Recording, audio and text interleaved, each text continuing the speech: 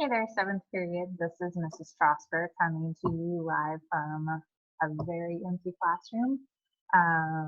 It's so strange not to have y'all here. It's very different. So we're going to try to continue on with things as normally as we possibly can with this remote learning. So a couple of things to bring you up to date on. First of all, make sure that you are checking Google Classroom each and every day. That is where your teachers will be communicating with you, announcements, assignments. That is where we will be taking attendance every day. So you'll see something that says attendance bell ringer, and it'll have the date and something for you to respond to. So at some point during that day, say it's the 19th, which is tomorrow, the first day we kind of go live with this, sometime during the 19th. It doesn't have to be during class time, but from the time it's posted to midnight, you need to respond to that question. Okay?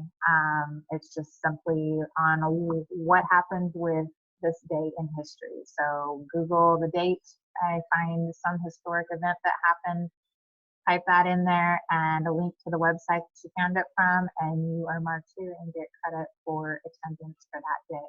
So there'll also be other assignments. There'll be videos like this one in there where I'm sharing notes with you, but we'll just continue on and see how long this goes for. I'm really hoping to see your faces at the end of April, and we can come back and finish the school year and have an awesome end to fourth quarter. But I have no idea what is in store. So we're living in kind of uncertain times, but know that your teachers are praying for you, that we miss you guys. And if you need anything at all, feel free to reach out. I check my email here,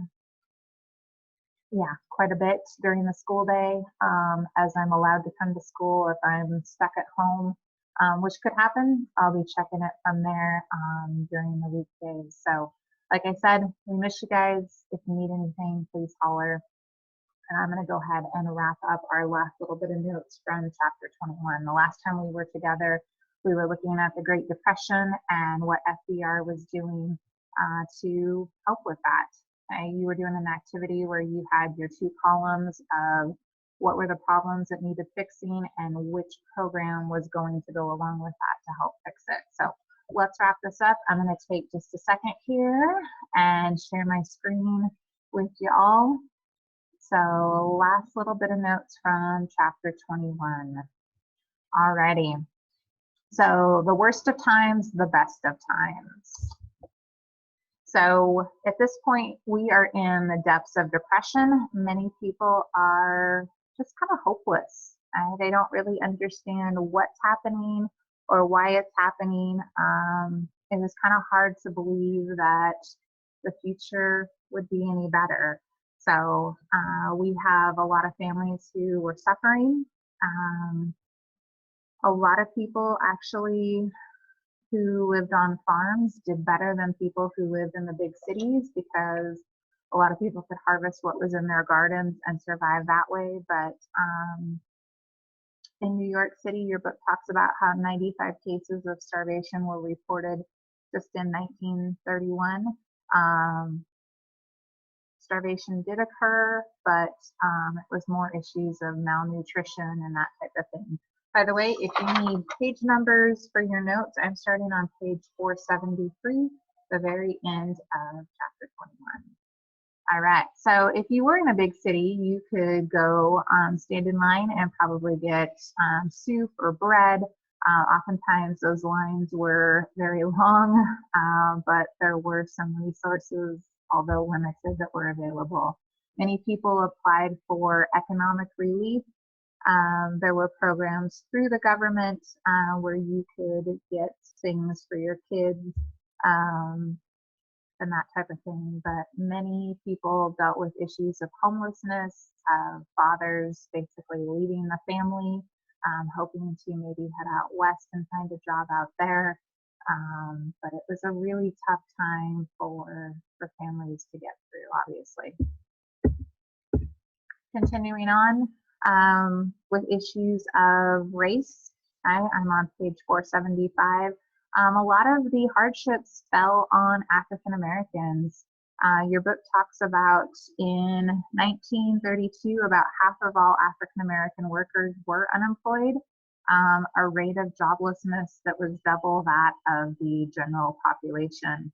Um, Farm problems and government policies drove sharecroppers in the South, um, many of them Black, drove them off their land, and so they would move them to the cities hoping to find jobs, and there just weren't that many jobs to be found. So again, lots of migration happening during the 1930s, moving up to the north to the bigger cities like New York City, Chicago, Detroit, or moving out west and hoping for a better life out there. Many of these African Americans began voting for the Democratic candidates in large numbers because they thought Roosevelt was helping. They were wanting to support him. Many of them originally had been voting more Republican. If you think about what political party Abraham Lincoln was from, there was a lot of loyalty there since they'd achieved the right to vote. Even voting for Herbert Hoover back in 1932. But they felt that many of these Republican candidates weren't really offering the hope or the programs they were looking for. So not everything was completely depressing. There were some good times, some ways to maybe distract yourself from what was going on a little bit. So lots of amusement. People wanted to forget their troubles, their rough times, and kind of escape. And so many people read the book Gone with the Wind from Margaret Mitchell's novel there. It appeared in 1936 and became a movie in 1939. So Hollywood produced more than 5,000 feature films of drama, of fantasy, providing kind of this escape for Americans during this time. Walt Disney showed his first full-length animated presentation of Snow White, and there were many movie stars that began to emerge and draw quite a bit of admiration, including Shirley Temple, who became kind of the darling of the nation. Radio was a pretty popular form of entertainment, listening to different shows like Little Orphan Annie, The Lone Ranger, crooners like Bing Crosby. So radio is definitely a big thing there. Okay, one thing that happened during this time though was a radio presentation of Orson Welles, yeah, presented The War of the Worlds. And it was a very realistic version of the story of the invasion from Mars.